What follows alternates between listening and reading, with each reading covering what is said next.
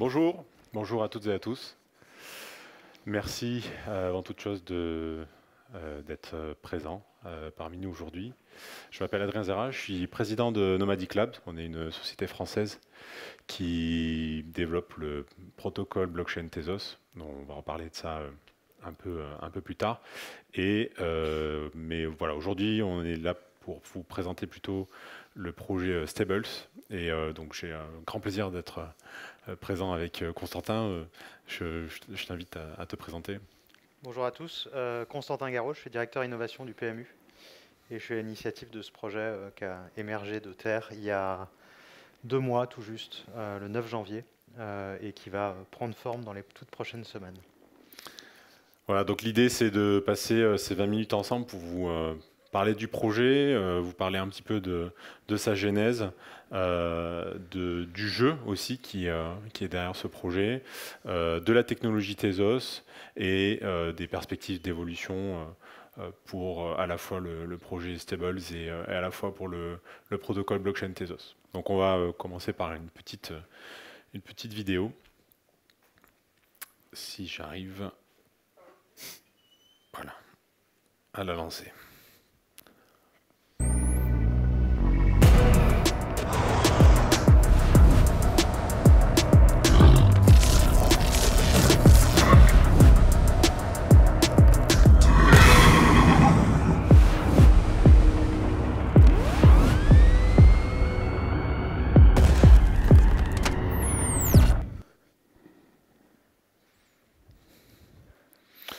Donc on va faire la part belle au projet Stables. Et Constantin, la première question, c'est est-ce que tu peux nous parler un peu du projet, de sa genèse?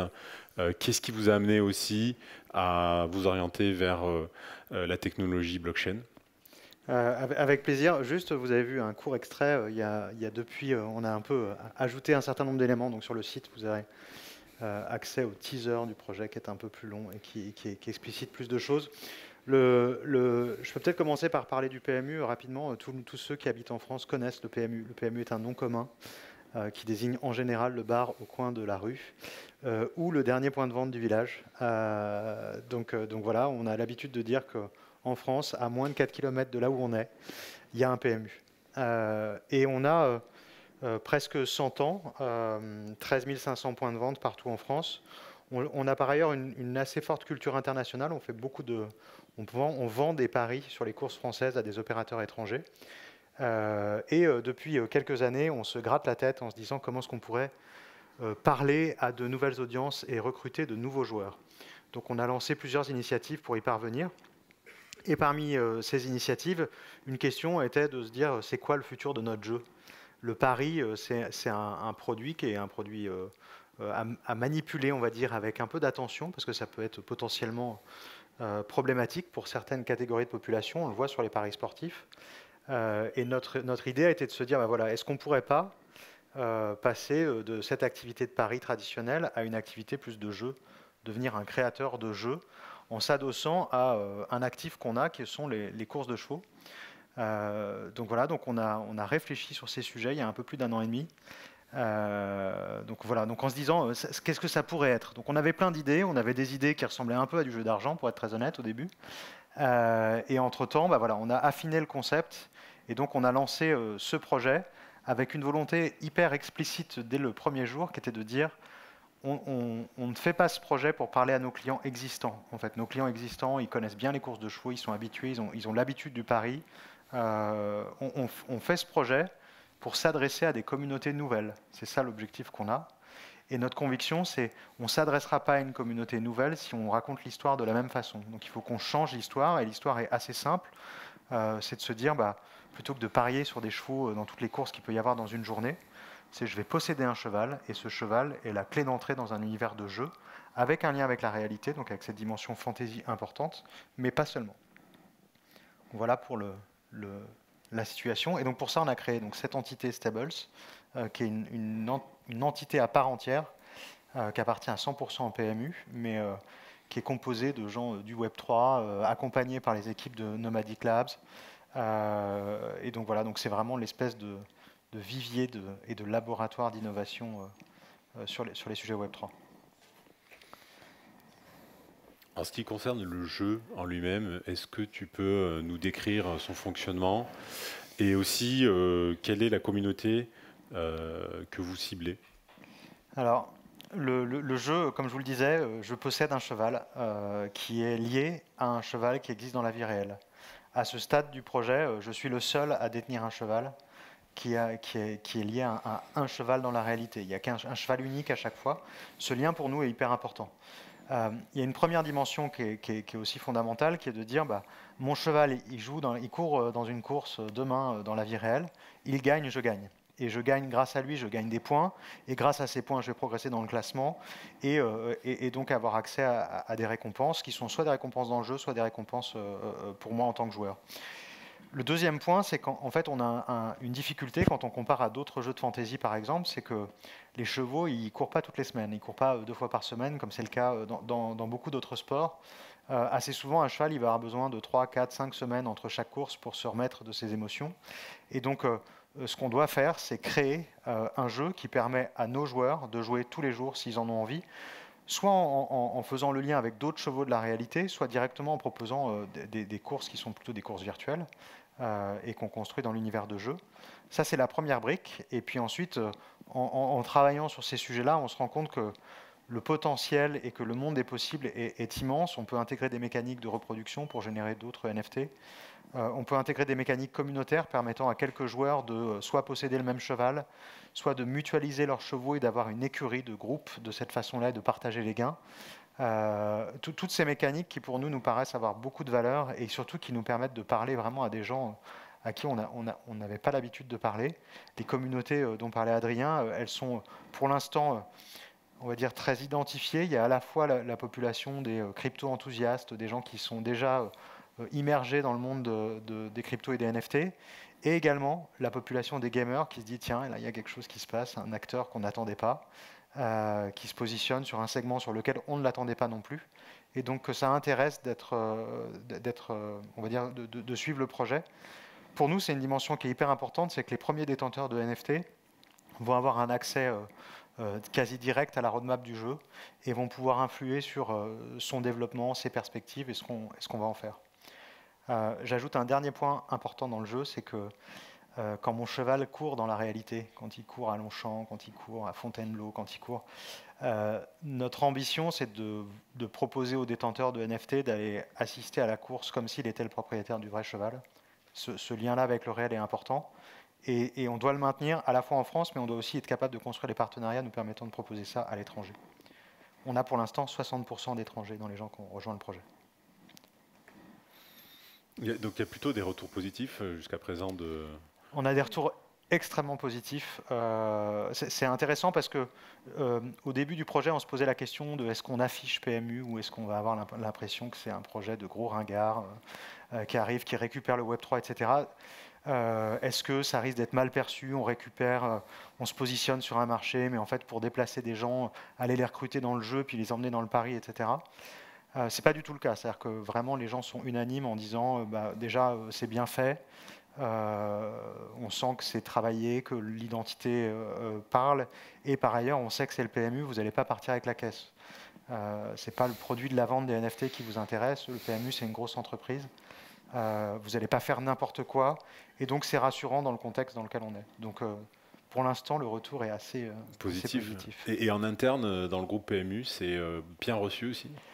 C'est bien reçu. Il y a un petit choc des cultures, mais c'est mon boulot de l'expliciter.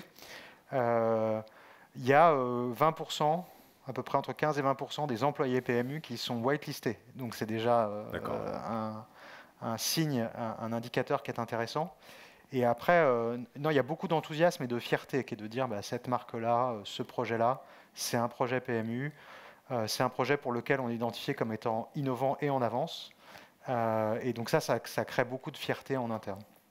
Ce qui est marquant, c'est qu'en France, on a des champions qui se lancent dans l'innovation blockchain comme vous, Société Générale aussi avec la filiale Forge, il y a EDF avec sa filiale Exaion qui a d'ailleurs un stand ici. Il y a quelque chose qui se passe en France, je trouve, autour de la blockchain. Donc en parlant de blockchain, le projet Stables, il utilise une infrastructure blockchain donc, qui est Tezos, et c'est une blockchain qui est développée par Nomadic Labs. Donc comme je le disais au début, on est une entreprise française basée à Paris, on est 80 à peu près. On a 3 gros départements, un département important de recherche et développement avec une cinquantaine de docteurs en informatique qui travaillent sur la maintenance de cette blockchain, sur ses mises à jour aussi, et qui intervient aussi quand s'il y a un problème sur la chaîne.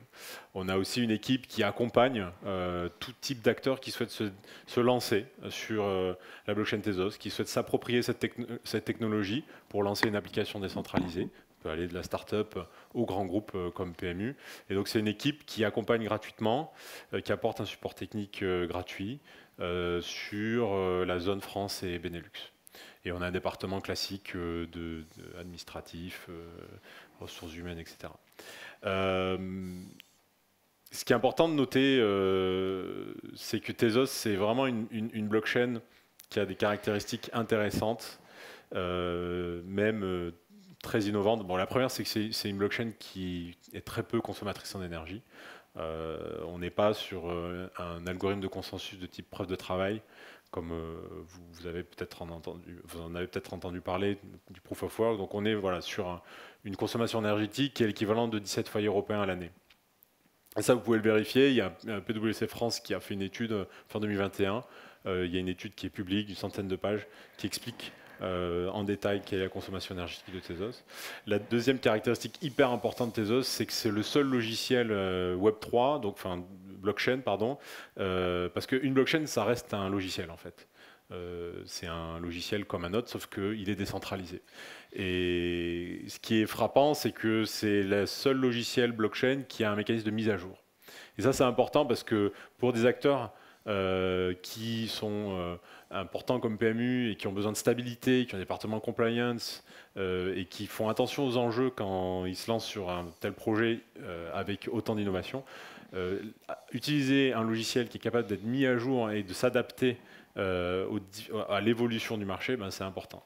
C'est assez étonnant parce que quand on utilise un logiciel au jour le jour de bureautique, un jeu vidéo, il y a toujours des mises à jour. Mais sur les blockchains, non. Bitcoin n'a pas évolué, par exemple, depuis 2008. Et c'est pas pour critiquer Bitcoin. On est on admire aussi Bitcoin, Ethereum. Mais voilà, la caractéristique qu'il faut vraiment retenir de Tezos, c'est que c'est un logiciel qui a un mécanisme de mise à jour et qui en fait une blockchain qui se prête bien aux use cases qui ont besoin de stabilité dans le temps. Et je pense que des grands comptes comme PMU, mais Société Générale, EDF ont compris ça. C'est pour ça qu'on voit autant d'acteurs institutionnels se déployer sur Tezos. En ce qui concerne les prochaines étapes du projet. Alors là, on arrive dans le Money Time. On va dropper les NFT le 27 mars. Donc voilà, donc tout ce travail de constitution de la communauté, d'explication du projet, c'est à ce moment-là que ça va jouer et on va vendre les premiers chevaux.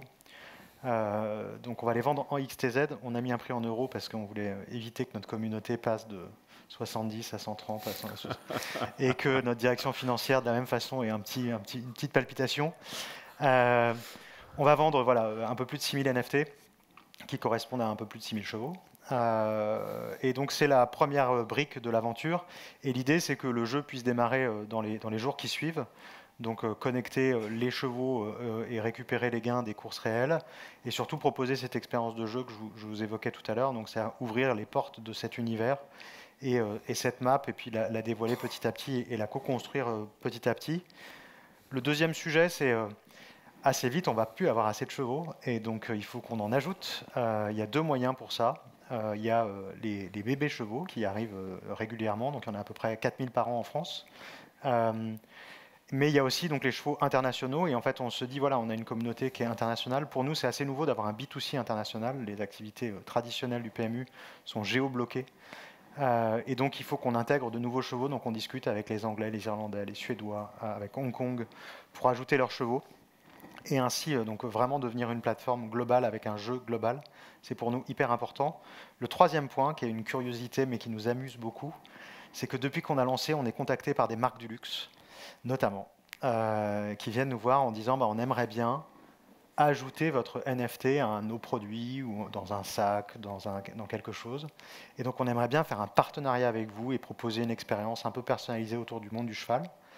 Je ne vous cache pas qu'au PMU, c'est assez nouveau d'être contacté par des entreprises du luxe. Donc c'est pour nous aussi intéressant de se dire, voilà, en fait, cette marque-là, elle s'impose comme étant une marque qui peut être un peu lifestyle et s'adresser à des populations nouvelles. C'est extrêmement enthousiasmant. On ne veut pas faire n'importe quoi. On ne veut pas justement céder aux sirènes de ces nouveaux, donc on y va. Mais se dire que dans cet univers dont je vous parlais tout à l'heure, cet Equiverse, avoir une zone qui soit personnalisée en fonction de partenariats qu'on pourrait avoir avec d'autres marques, ça peut avoir du sens. En tout cas, on pense que ça peut faire partie de l'histoire qu'on veut raconter. Cette dimension narrative est par ailleurs très importante, c'est-à-dire qu'il ne faut pas qu'on retombe dans nos vieux démons. Les courses de chevaux, c'est un exercice qui est à la fois passionnant mais compliqué. Et donc nous, il faut qu'on garde cette simplicité-là, en fait. Et ce que je répète aux équipes, c'est il faut absolument que dans quelques semaines, si un joueur a eu un NFT qui est un cheval qui est vraiment un tocard, il ne gagne rien, il faut que dans quelques mois, si je lui propose de lui racheter le double, il n'ait pas envie de me le vendre parce qu'il a un lien affectif avec cet objet qui lui a permis de vivre des expériences extraordinaires. On a tous autour de nous des gens qui gardent par exemple les tickets des concerts. Ça n'a aucune valeur, si ce n'est que c'est la trace de quelque chose et d'une émotion ressentie. Et donc on a un peu la même idée en fait, qui est de se dire, en fait, même si ton cheval il a été nul, il n'a pas gagné, mais l'expérience que tu as vécue, les émotions que tu as vécues avec ce cheval font partie un peu des chouettes souvenirs qu'on veut garder. Donc voilà, cette dimension narrative est hyper importante. Vous l'avez vu un peu dans le film, ça pose le cadre. Donc il y a un teaser qui précise un peu tout ça. Et hier, donc, on a annoncé qu'Antoine Griezmann faisait partie du projet. Donc lui, il va faire partie aussi de l'écosystème pour raconter cette histoire. Donc, voilà. En ce qui concerne le protocole Tezos, ce qu'il faut avoir en tête, c'est qu'on arrive à un moment clé de notre industrie blockchain où on arrive à un certain niveau de maturité technologique pour qu'il y ait une adoption, une appropriation de la technologie blockchain par des grands comptes comme PMU, mais d'autres corporates ou institutions. Et l'industrie blockchain, c'est avant tout un marché d'infrastructure. Et donc pour nous, en fait, chez Nomadic, ce qui est important, c'est de fournir la meilleure infrastructure possible. Et donc, comme je vous le disais, Tezos, c'est une chaîne qui est évolutive, qui a un mécanisme de mise à jour. Et là, on a travaillé grâce au talent et aux efforts de nos ingénieurs chez Nomadic sur une 13e mise à jour. Donc c'est quelque chose qui est déjà industriel, c'est pas juste une belle idée théorique d'un protocole qui peut se mettre à jour, c'est quelque chose qui va se réaliser pour la 13e fois.